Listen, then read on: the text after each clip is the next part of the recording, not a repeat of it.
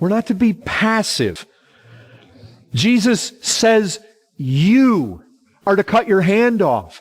Listen, it is by the Spirit that we put to death the deeds of the body, but you're not to be passive. Jesus is saying you've got to do it. He's not saying God will do it for you. He's not saying expect the church to do it for you. He's not saying...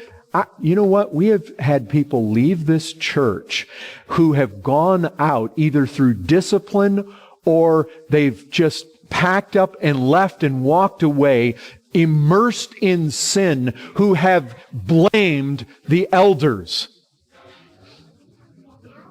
I have not been given the knife to cut your hand off.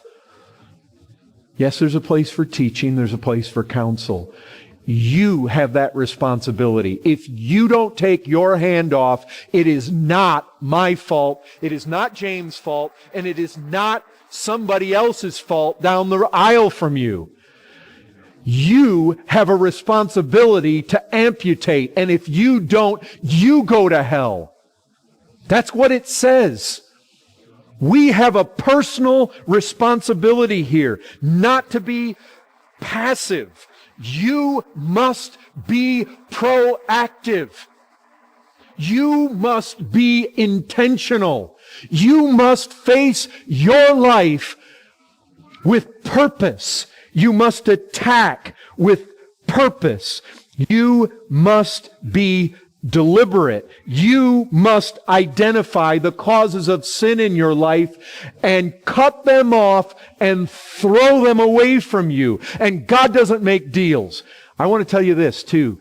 God doesn't tell you that it's okay to pluck out your right eye when it's your right hand that offends. You get what I'm saying here? Ever notice sometimes we have a tendency to do that? We feel like in our conscience, God is telling me that this thing over here is what really needs to be cut off, and we start cutting off over here.